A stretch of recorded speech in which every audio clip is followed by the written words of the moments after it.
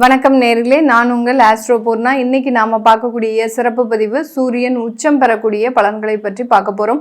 மேஷ ராசியில் சூரியனாகப்பட்டவர் தமிழ் மாதமான அந்த சித்திரை மாதத்துல உச்சம் பெறுகிறார்.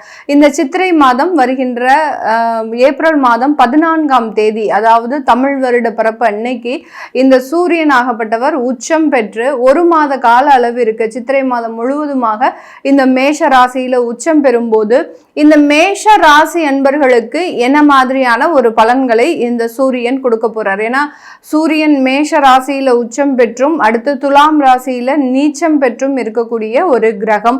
இவருடைய ஆட்சி வீடு அப்படின்ற போது சிம்ம ராசி தான் ஆட்சி வீடு.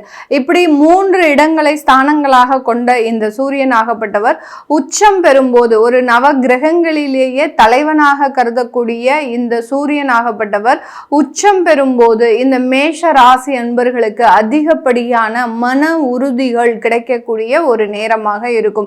மேஷராசி என்பவர்கள் பொதுவாகவே ஒரு நெருப்பு ராசியை சார்ந்தவர்கள். இந்த நெருப்பு ராசி எப்படின்னாலே பார்த்தீங்கன்னா ஒரு நேருக்கு நேராக கோபப்படுறது, எந்தையும் பத்தி யோசிக்காம தன்னுடைய முடிவுல ஒரு ஸ்திரத்தன்மையோட இருக்கக்கூடிய ஒரு நபர்களாக தான் இருப்பாங்க.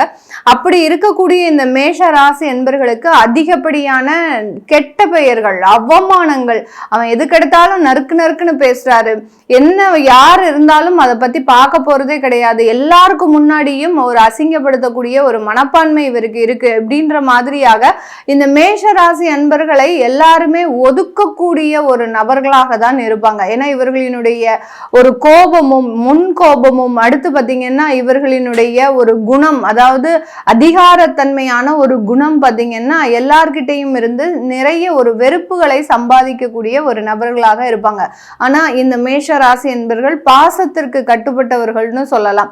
எவ்வளோ கோபம் இருந்தாலும் சரி, அந்த இடத்துல ஒரு துளி பாசம் இருந்துருச்சு அப்படின்னா அந்த கோபம் எல்லாமே சூரியனை கண்ட பனி போல ஒரு அப்படியே அவர்களுக்கு மெல்ட் ஆகி அந்த பாசத்திற்கு கட்டுப்பட்டு அவர்கள் என்ன தவறு செய்தாலும் அதை நிதானமாக திருத்தி காண்பிப்பவர்கள் இந்த மேஷராசி என்பர்கள்.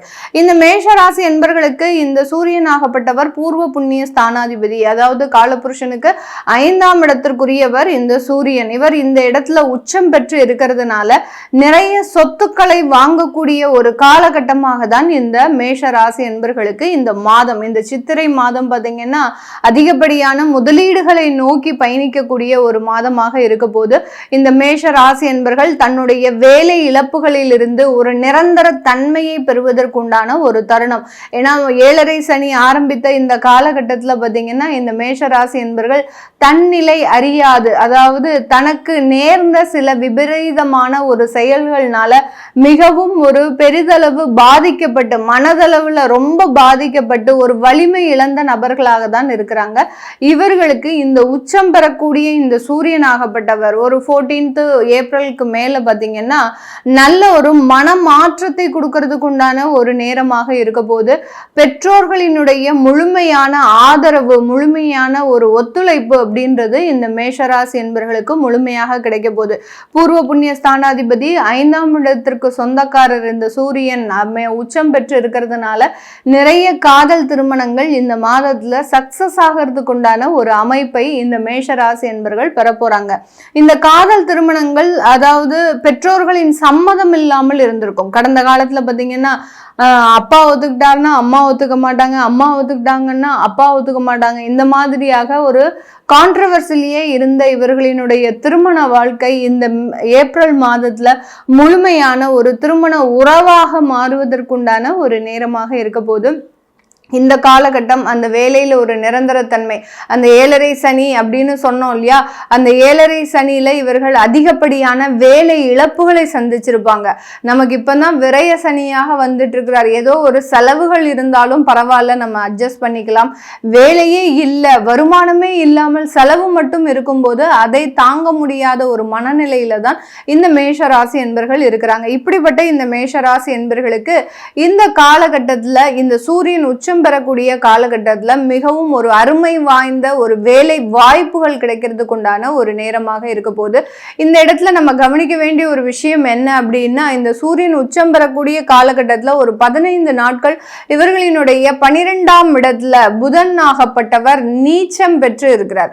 இந்த புதன் நீச்சம் பெறும் போது அந்த வேலையில சிறிதளவு ஒரு வேலை மாற்றங்கள் இருக்கும், ஒரு இடம் மாற்றங்கள் இருக்கும். அடுத்து அரசாங்க உத்தியோகத்துல வேலை பார்க்கிறவங்களுக்கு அதிகப்படியான ஒரு பொறுப்புகள் வந்து சேரக்கூடிய ஒரு அமைப்பாக இருக்கும். சாஃப்ட்வேர் இண்டஸ்ட்ரீஸ்ல வேலை பார்க்கிறவங்களுக்கு அதிகப்படியான வேலை நெருக்கடிகள் அப்படின்றது இந்த காலகட்டம் இருக்கும். அதாவது சூரியன் உச்சம் பெற்று ஒரு 15 நாட்களுக்கு இந்த மாதிரியான சில நெருக்கடிகள் இருக்கும். அதுக்கு அடுத்த 15 நாட்கள், அதாவது 30ஆம் தேதி ஏப்ரல்ல இருந்து பாத்தீங்கன்னா அந்த சாஃப்ட்வேர் இண்டஸ்ட்ரீஸ்ல இருக்கிறவங்களுக்கும் அந்த நெருக்கடிகள் முழுமையாக குறையும். அது எந்த மாதிரியாக குறையும் அப்படின்னு கேட்டீங்கன்னா, சில பேருக்கு வேலை போகக்கூடிய ஒரு நெருக்கடிகளே இருந்தாலும் அந்த 30ஆம் தேதிக்கு மேல பாத்தீங்கன்னா அதற்குண்டான ஒரு நிவர்த்திகள் அப்படின்றது கண்டிப்பாக கிடைக்கும். லே ஆஃப் பண்ணிடுவாங்களோ அப்படின்னு பயந்துட்டு இருந்த நபர்கள் கூட இந்த காலகட்டத்துல ஒரு மன நிம்மதி பெறக்கூடிய ஒரு தருணமாக இருக்கும். வேலை இருக்கா இல்லையான்னு தெரிஞ்சாதான் அந்த இடத்துல ஒரு நிம்மதியாக வேலை பார்க்க முடியும். அப்படி இருக்கக்கூடிய இந்த மேஷராசி என்பர்கள் தன்னுடைய வேலை நிரந்தரமாகப்பட்டது அப்படின்னு தெரிஞ்ச உடனே அதுல ஒரு மிகவும் ஒரு பொறுப்பு வாய்ந்த நபர்களாக செயல்படக்கூடிய ஒரு நேரமாக தான் இந்த மேஷராசி என்பர்களுக்கு இந்த ஒரு மாதம் முழுவதுமாக நிறைய ஒரு வெற்றி வாய்ப்புகளை கொடுக்கக்கூடிய ஒரு தருணம். இந்த இடத்துல நிறைய சோம்பேறித்தனம் இவர்களுக்கு அதிகப்படியாக இருந்தாலும் அதை எல்லாத்தையும் கொஞ்சம் ஓரம் கட்டிட்டு நல்ல சுறுசுறுப்பாக பழைய மாதிரி இந்த மேஷராசி என்பர்கள் ஏற்கனவே எப்படி இருந்தாங்களோ அந்த மாதிரியாக பழைய மாதிரியாக வருவதற்கு உண்டான ஒரு நேரமாக தான் இருக்கும்.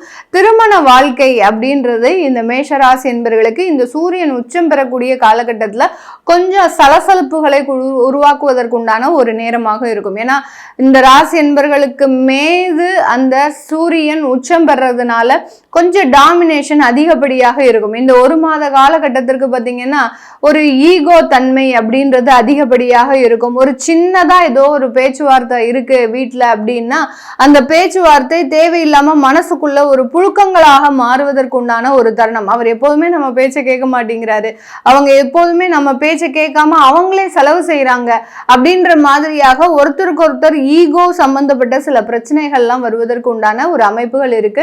இது தற்காலிகமான சூழ்நிலைகள் தான். இந்த இடத்துல மிகப்பெரிய அளவுக்கு அந்த ஒரு விட்டு கொடுத்து போகக்கூடிய ஒரு மனப்பான்மை இருந்தது அப்படின்னா மிகவும் எளிதாக அதை சமாளிக்கக்கூடிய ஒரு அமைப்பும் இருக்கு. வெளியூர் வெளிநாட்டுல வேலை பார்க்குறவங்களுக்கு பதவி உயர்வுகள், அடுத்து வருமான உயர்வுகள் எளிதாக வந்து சேரக்கூடிய ஒரு நேரம். அடுத்து அரசாங்கம் சம்பந்தப்பட்ட ஏதாவது விசா அப்ரூவல் இருக்கு, அடுத்து பார்த்தீங்கன்னா ஸ்பான்சர்ஷிப் ஏதாவது தேவையா இருக்கு அப்படின்றவங்களுக்கு இந்த காலகட்டம் அதெல்லாம் மிகவும் எளிமையாக கிடைக்கக்கூடிய ஒரு நேரமாக இருக்கும். இதெல்லாமே நம்ம கோச்சார நிலவரப்படி பலன்களை கணிச்சு சொல்லியிருக்கிறோம். உங்களுடைய சுய ஜாதகத்தை வச்சு உங்களுக்கு திருமண பலன்கள் எப்படி இருக்கும், அடுத்து பார்த்தீங்கன்னா குழந்தைகள் சம்பந்தப்பட்ட பிரச்சனைகள் இருக்கும். சில பேருக்கு பார்த்தீங்கன்னா திருமணம் ஆகி 3 வருடங்கள் ஆச்சு, இன்னும் ஒரு குழந்தை பாக்கியம் இல்லை, குழந்தை இருக்கு ஆனா அந்த குழந்தைக்கு அடிக்கடி ஒரு வியாதி தொந்தரவுகள் இருந்துகிட்டே இருக்கு. இதெல்லாமே இந்த சூரியன் உச்சம் பெறக்கூடிய காலகட்டத்தில் எந்த மாதிரியான தீர்வை கொடுக்கும் அப்படின்னு கேட்கணும் விருப்பப்படுறவங்க கீழே இருக்கிற நம்பருக்கு வாட்ஸ்அப்ல அப்பாயின்மெண்ட் வாங்கிக்கிட்டு நீங்க கன்சல்ட் பண்ணிக்கலாம். உங்களிடமிருந்து விடைபெறுவது உங்கள் ஆஸ்ட்ரோ பூர்ணா. நன்றி, வணக்கம்.